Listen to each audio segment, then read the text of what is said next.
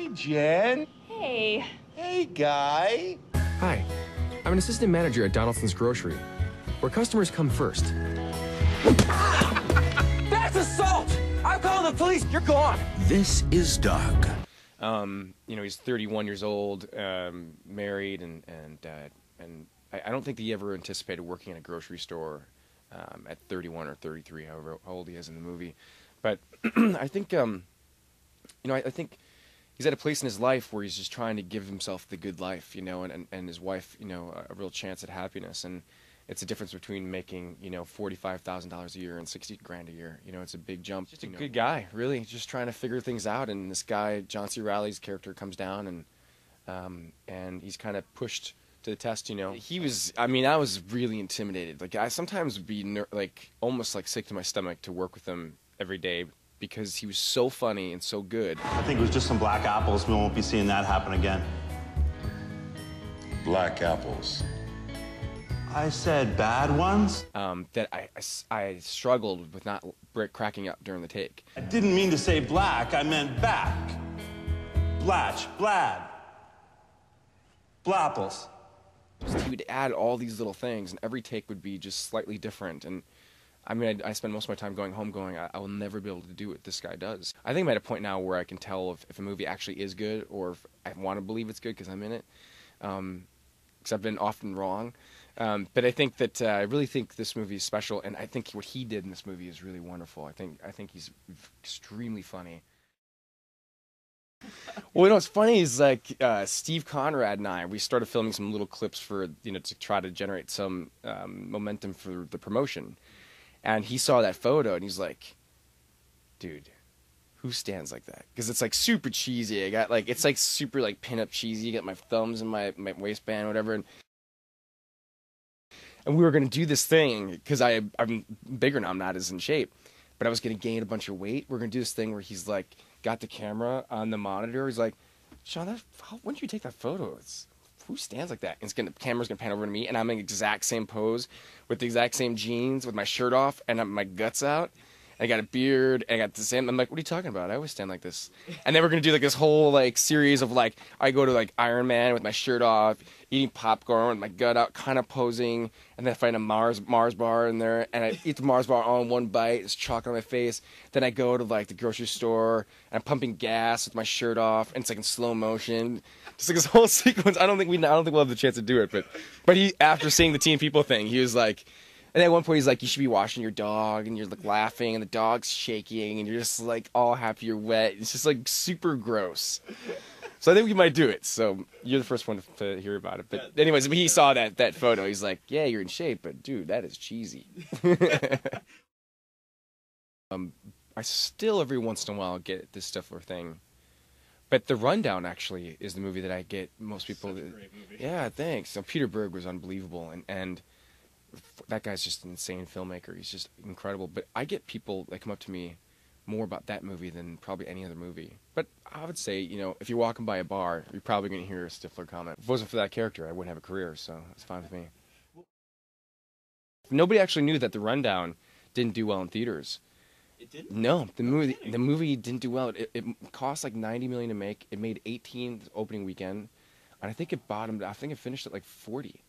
But then when it came out on DVD, it was the highest selling DVD of the year. It beat out Matrix 2, Matrix 3. But nobody knew that. They just, because when they saw the movie, they liked it so much that they never really figured out, like, you know, they keep asking me if we're going to do a sequel. It's like, no, you know, nobody knew what the movie was about when it came out in theaters. You know, I haven't had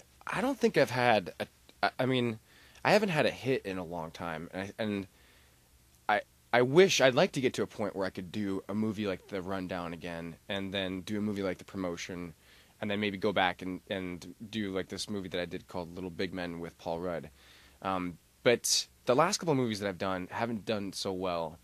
And if I could, I would love to be able to have that opportunity to play a much more specific kind of nuanced, quiet character like The Promotion, and then go and do a big broad comedy and then do an action film. And I think I'm capable of that, but I think I'll need some success, at least in the comedy genre first. That'll open up the doors, you know? Yeah, I did a movie called Trainwreck, My Life as an Idiot, based on a true story. The guys that produced, the same company that produced Eternal Sunshine, The Spotless Mind, and 21 Grams. And I play the title character, and it's I play the character named Jeff Nichols, and it's a really interesting, really smart dramedy, small movie that I think is going to come out in September. But it's like often with these small films, you know, it's the risk you take is it just has to find distribution. But I think a really important performance for me. And then a movie I did called, right now it's called Balls Out, the Gary Hausman story, but I think it's going to go back to being called Gary the Tennis Coach. And it's the same director that did Dude, Where's My Car and Harold and Kumar. And it's just the craziest comedy ever that I may ever do. But we might be screwed. I produced it actually, but it might be NC-17. It's really rowdy. And so it might go straight to DVD because I think the theaters, or the studio's afraid. And then Little Big Men, which I just saw 2 days ago. I was blown away. I actually think for like the kind of commercial comedy, like studio comedy, I think it's funnier than any rated R comedy I've done. Funnier than Road Trip, Old School. It's in the same vein as Old School. Old School is pretty good. But it's like a Judd Apatow feel, like, and Jane Lynch is in it. Christopher Mintz-Plasse, who played McLovin, right. And Elizabeth Banks, and it's just it's got a great feel. And I kind of went back to, you know, kind of cater to that audience that gave me a career, you know, and try to create a new iconic character, you know, a new wild man that still has that Stifler feel, but very different and got a different, unique voice. So we'll see. I think it's gonna be great though. I would prefer, if I do keep getting the chance to do this, that people have a little bit of mystery about me, that they don't have to see my ugly mug on a magazine, you know, over and over, like, hear about me. I'd rather them say, okay, I can't wait, I haven't seen this guy in a long time, I want to see him in a movie, instead of getting burned out after seeing me with some hot actress, which actually probably wouldn't be a bad thing either, but nah, for me. But although my friend said I was on TMZ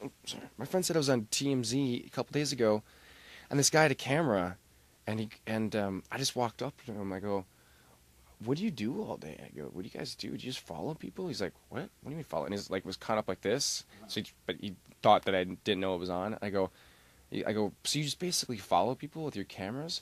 And he's like, "Yeah, we get tipped off if we know where people are." I'm like, "That's weird, don't you think?"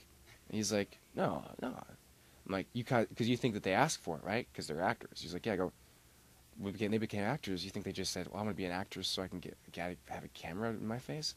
And then they go, "But you guys did some funny shit with John Mayer, though," because somebody sent me a couple things that they follow him around, right? And so then what they put in there is like Seann William Scott has a man crush on John Mayer. So I'm like, you dicks, man. This summer, You're bogus. I'm bogus? Come on! What, are you wearing tap shoes? Seann William Scott I want to be the primary breadwinner. Female lions do the hunting. I'm not a lion. I'm a guy. John C. Reilly, We're all just out here trying to get some food. Sometimes we bump into each other.